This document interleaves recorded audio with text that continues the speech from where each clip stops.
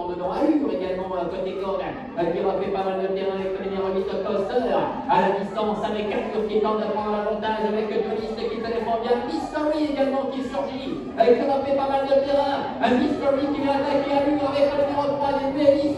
Au passage du moto, c'est Mystery qui va venir mettre tout le monde d'accord. La deuxième place pour Allure et la troisième pour le numéro 3, Twist.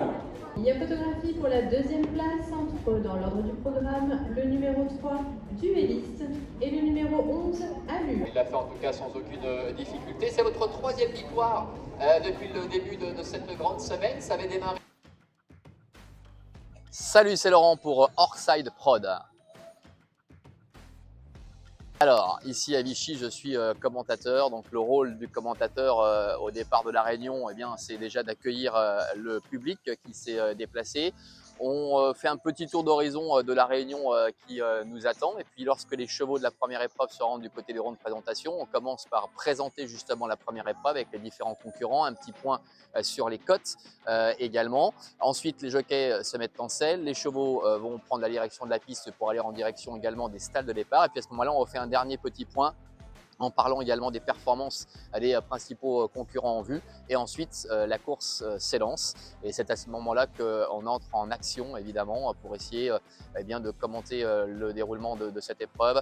On essaie de situer la position des différents concurrents. Il faut aussi d'avoir un rythme assez régulier et puis de monter dans le rythme et dans le tempo au fur et à mesure où la course se déroule pour essayer d'arriver au maximum dans les 200-250 derniers mètres de course. Et puis après l'arrivée de l'épreuve, là, on a beaucoup de chance parce que sur ce podium qui est situé ici juste derrière moi, c'est ici que les lauréats viennent à notre rencontre, que ce soit les propriétaires, les entraîneurs ou le jockey. On a la possibilité d'échanger avec eux et de parler des chances à venir durant le reste de la réunion pour le jockey, faire un petit point sur son actualité et puis parler évidemment et mettre en avant le cheval qui a remporté la course.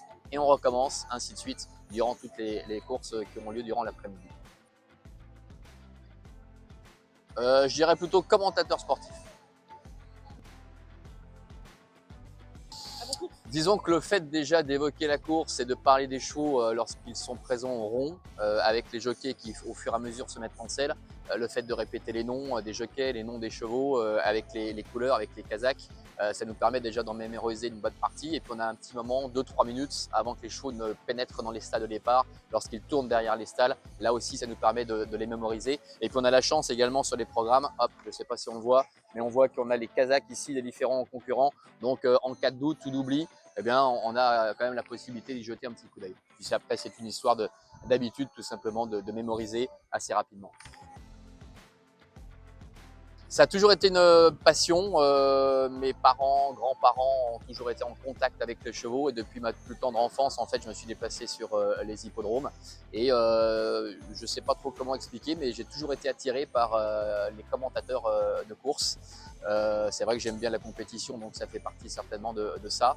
Et puis j'ai eu la chance de pouvoir effectuer un stage à la Fédération des courses du Centre-Est. J'ai commencé sur l'hippodrome de Lignières. Ma toute première réunion, c'était en 1995. Et puis j'ai été nommé en 1996. Et depuis, je officie sur tous les hippodromes du Centre-Est. Vichy, ici, on a les 2 hippodromes lyonnais, Paris, La Soie. On va se balader du côté d'Aix-les-Bains et de Dibonne-les-Bains durant la saison estivale. Feurs, Lignières, Saint-Galmier et bien d'autres encore. On a chacun son style en fait. On peut s'inspirer de certaines personnes qu'on a vraiment appréciées lorsqu'ils effectuent leurs commentaires. Moi, il y a 2 personnes dont je me suis inspiré principalement. C'est Jean-Pierre Bailly, qui était le commentateur officiel de France Gallo, et Bruno Diel également. C'est vrai que j'adorais entendre leurs commentaires et j'adore toujours en ce qui concerne Bruno, puisque Jean-Pierre Bailly est à la retraite maintenant. Et c'est vrai que dans la façon de s'exprimer, dans le timbre de voix, on retrouve parfois quelques petites choses. Sur toute la France? Ouais. Difficile à dire, je ne sais pas, peut-être une petite vingtaine. On est 3 en tout cas dans le Centre-Est. On doit être peut-être une petite vingtaine. Je sais qu'il y a quand même beaucoup plus de commentateurs, notamment dans la région de l'ouest de la France, qu'il y a beaucoup plus d'hippodromes. Mais ouais, une bonne vingtaine, je pense, en ce qui concerne les commentateurs officiels hippodromes.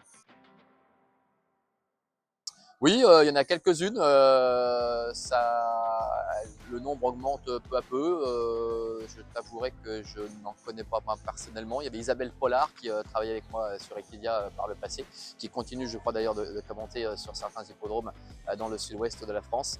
Mais c'est vrai qu'il y en a de plus en plus, un peu à l'image d'ailleurs des jockeys. Hein. Vous avez dû le constater d'ailleurs tout au long de cette grande semaine. Il y a énormément de femmes jockeys qui sont présentes dans les compétitions, ce qui n'était pas du tout le cas il y a encore de cela 10 ou 15 ans. Nous n'avons pas le droit de parier lorsque nous travaillons officiellement sur l'hippodrome. Lorsque je suis en repos, ouais, ça m'arrive de parier de temps à autre, puisqu'on commence un peu à les connaître au fur et à mesure que ces chevaux, à force de les suivre tout au long de la saison, mais en restant extrêmement prudent et en engageant simplement de petites sommes en ce qui me concerne. Commenter sa course, c'était pas possible parce que j'étais beaucoup trop jeune, mais c'est comme beaucoup d'ailleurs, c'était au trot avec Ourasi, qui était pour moi et qui restera le champion de tous les champions, mais ça remonte dans les années 80. Par contre, des chevaux que j'ai beaucoup appréciés ces dernières années, c'est notamment Zenyatta. C'était une championne qui courait aux États-Unis, qui avait la particularité de saluer la foule au rond de présentation. Elle s'abaissait comme ça face au public et elle avait la particularité d'effectuer des courses d'attente à outrance, dirons-nous. Elle attendait énormément et par la suite, dans les 250 derniers mètres, elle venait de transpercer ses adversaires. Alors je crois que de mémoire, elle s'était présentée invaincue au départ de sa dernière épreuve en 21 ou 22 courses. C'était à l'occasion de la Breeders' Cup à Santa Anita, dans la banlieue de Los Angeles. Et elle était encore dernière dans le dernier tournant et elle était venue gagner vraiment sur le fil d'un souffle. Et il y avait une ambiance extraordinaire là-bas avec 50-60 000 spectateurs. Et c'est vrai que ça reste un excellent souvenir. Je me pose parfois la question et franchement, je me dis, si tu n'avais pas réussi à percer dans ce milieu-là, je ne sais pas du tout ce que tu aurais pu faire. Oui, à la base, c'est une passion, donc on n'a pas l'impression de travailler, de venir travailler. Quand on se lève le matin, on se dit tout simplement, chouette, aujourd'hui je vais encore aux courses. Et si ça peut durer comme ça encore 15 ou 20 ans, je signe tout de suite. Juste pour les courses ou commentateur sportif en général? Pour les courses, à la base, il faut déjà la passion, ça c'est certain. Il faut apprécier donc le monde des courses, le cheval, les professionnels. Et puis, ça peut être un plus également d'être dans une école de journalisme pour prendre un peu les bases du métier. Moi, j'ai fait un BTS Action Commerciale, donc ça n'a pas grand-chose à voir avec le journalisme et le monde des courses. D'ailleurs, pour la petite anecdote, il m'arrivait parfois en cours de m'éclipser à l'époque, il y avait un serveur qui s'appelait Génie Course et on pouvait avoir le commentaire des courses en direct par téléphone et on pouvait avoir les 1000 ou 1500 derniers mètres de la course et parfois je m'éclipsais un petit peu quand la prof en BTS sortait de la pièce pour aller choper le téléphone dans la pièce à côté et puis écouter le commentaire de la course pour vite revenir. Donc ça a toujours été une passion à la base. Le maître mot, c'est la passion et puis être en osmose avec les professionnels et le public. Merci Laurent. Merci à toi. Bonne journée. À bientôt. Au passage du moto, c'est Mystery qui va venir mettre tout le monde d'accord. La deuxième place pour Allure et la troisième pour le numéro 3, Twist.